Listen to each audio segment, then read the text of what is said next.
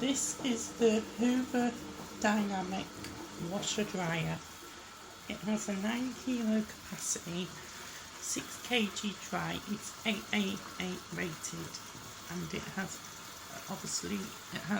the basic high and low heat tumble drying settings. And the good thing that I like about this is that it has an auto clean function, which is what I'm using just now, just to blast away any of that dirt and residue that gets built up over time.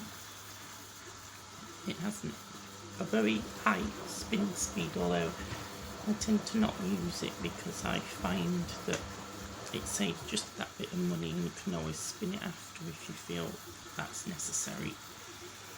It has a 90, 60, 40, 30 and 20 degree temperature. One of the best things about this is you can fit quite a lot in it.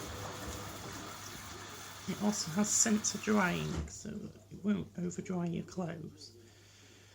This is just a brief description of what to expect, but I also find that it's very stylish as well, and it fits my kitchen brilliantly. However, there is one fault with this, which I'm not entirely sure if it's just down to the model, but when you use the high heat, you'll find that it does spin like the washing machine and fill up with some water, but that seems to be what this model does particularly. But then it will just dry, and I think that's just to steam clean it maybe, but it won't do that on the low heat. That's just with like feather pillows, although I found they come out without needing a wash anyway because they were dry after the whole cycle. But that's just a brief description of this washer dryer. Everything else is working brilliantly. I'll be posting another video if I find any more faults with it.